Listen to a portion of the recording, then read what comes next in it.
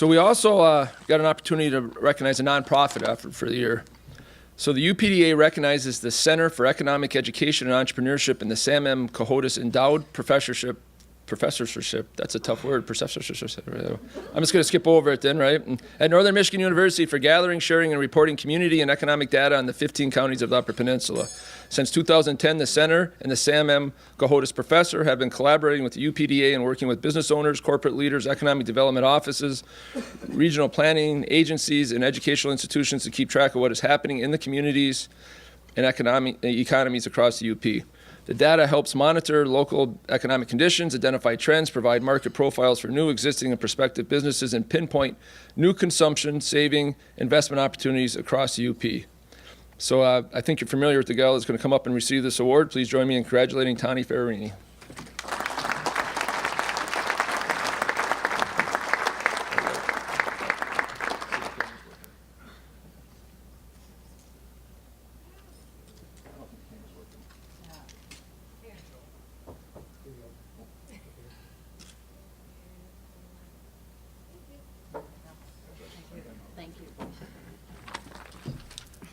On behalf of Northern Michigan University Center for Economic Education and the Sam M. Cohodes Endowed Professorship, I really want to say thank you. Most importantly, I want to say thank you to the 200 and some businesses in which my office personally had contact and we've been working with regularly. I'd like Julie Curtis to stand up. She is a master's student in our education program here at Northern. She has been working alongside with UPEDA, the EDOs, and other entities across the Upper Peninsula.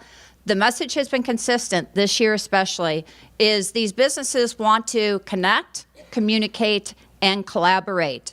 And especially in this transforming economy where education is taking place every time, every minute, all over the place. And you'll hear in a moment a report that I'm going to be giving. So with that, on behalf of Hugo Eyzaguirre, who broke his leg on Saturday on black ice, thank you from the bottom of our hearts. And if you want to know more about the center, just look on the back of your profile. And if there's a business there that you think should be there, please open up your county. The intent is for you to be able to rip out your county and tell your county's story. The best ambassadors for growth in your county happens to be sitting in your chair, and that's you and your employees. So reach out to myself or reach out to Julie or Dr. Eyzaguirre once he's back on his feet, and we will communicate, connect, and collaborate. So thank you very much.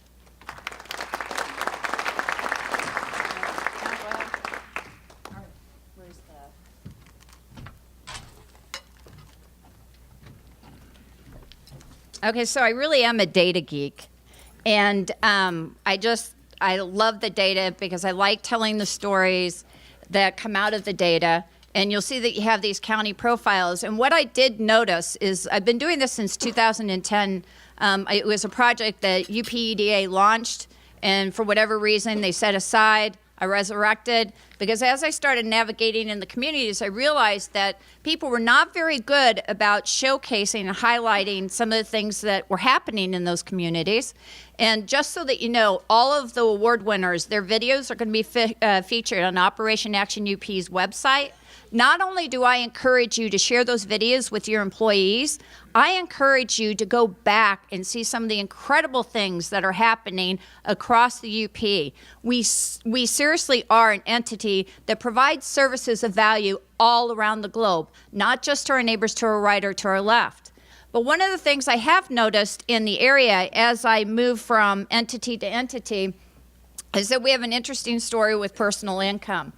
The Bureau of Economic Analysis is becoming better at allowing entities like myself to research and break down pieces on information, and I'm looking at personal income. And the income that's reported by the Bureau of Economic Analysis is reported in current dollars. And one of the things I do encourage you as EDOs and others is please make sure that you take that and you adjust for inflation so that you have real dollars that mean something that can tell you that over time if personal income increases, that there actually is an increase in the consumption, saving, and investment capacity of the entities who are earning higher income, and it's just not an income that's raised because of inflation or a rise in general prices. But what I noticed is when I went back to 1970, I saw that per capita income was about $16,000 in 1970 across the UP. And then when you fast forward and you jump into 2015, you see that it's about $36,000 in real dollars. That's a great, impressive number, you think. But when you think about the 45 years that we went from point A for about 16,000 to point B about 36,000, it's not as impressive as you would want it to be. And so you ask the question, well, why is it? Why is it that, we do have growth, but it's moderate, if not somewhat lagging behind national and state and international trends? Well, that question can actually be answered once you drill down and you look at the composition of personal income. If you look in the blue area, and I want to step away, but there won't be a mic, but I think my voice projects, is what happens is that the largest chunk of income in 1970 came from active income, meaning people were going to work, working minimally 8 hours a day, 40 hours a week, and dependency on transfer payments was minuscule in comparison today.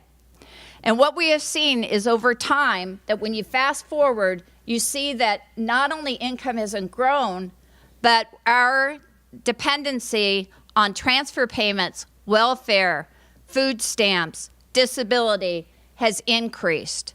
There is a bright story here, is that more people are actively investing, and so we're seeing an increase in dividend income, interest income, and capital income. But the unfortunate thing is that as we depend less and less and less on active income, that's income that comes from wages and salaries through the rendering of productive resources in a job that pays us, and as we become more reliant on this transfer payment, what happens is we see less investment coming from small businesses and throughout households. People in the transfer payment system are individuals who do not save or invest at the same rates as people who earn active income. And this means something for the community at large. And the reason that it means something for the community at large is businesses pay attention to their customer bases. They pay attention to what they're consuming, what they're investing in, what they're saving, and how they're behaving. And when you look at this decreased dependency on active labor and this increase in dependency on transfer payments, you're going to see businesses adjust and become more vibrant in the community, which as we go through and you look at these county profiles, you're going to see an upward trend in a number of government-sponsored or interdependent enterprises and businesses. It's an interesting story.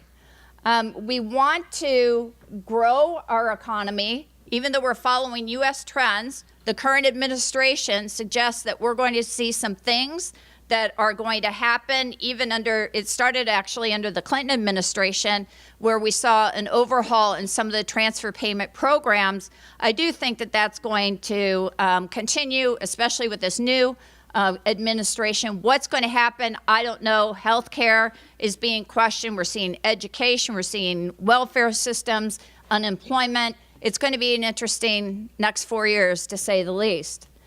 Why do we care about this? Well, we care about it because what's happening is the demand for public assistance is outstripping supply.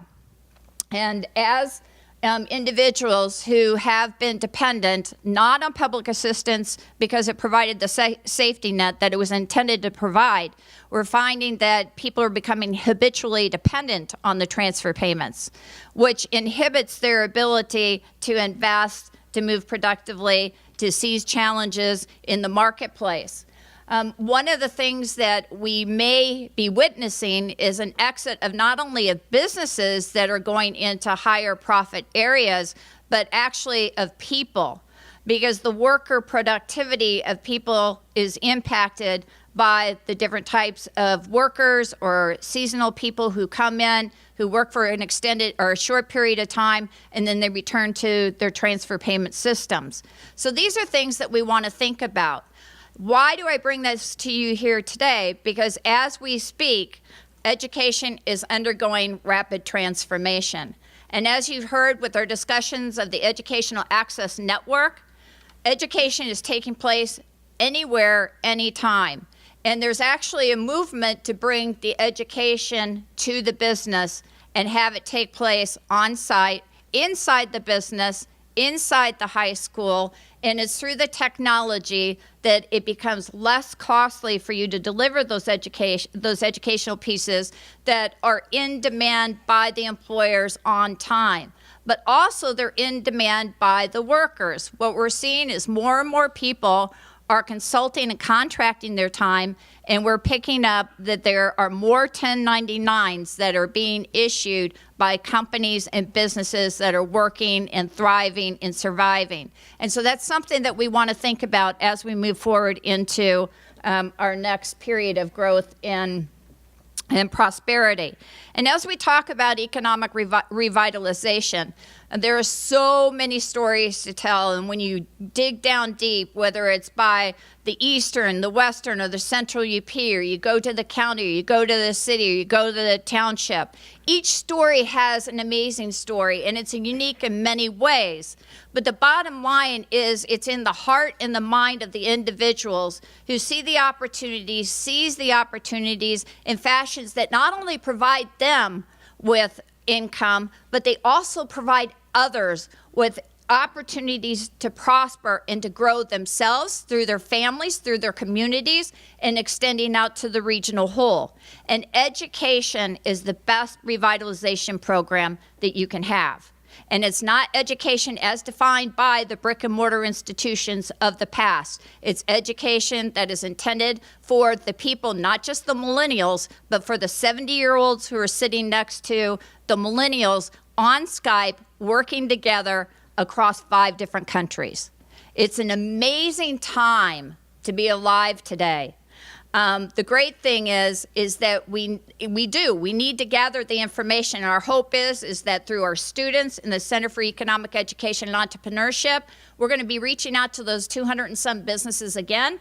Our hope is to get a pulse on what they're thinking, ask them what they identify as a key success, a key challenge, and let them know that we are here to support them, to communicate, to connect, and to collaborate. So with that, I leave you with plenty of thought. Our hope is that you will reach out to myself, Julie, or Dr. Eyzaguirre. You can do so through the center. Contact information is on the back. And I look forward to seeing each and every one of you next year about the same time in the same place. And think about who you're going to nominate for next year's Business Awards. And thank you very much.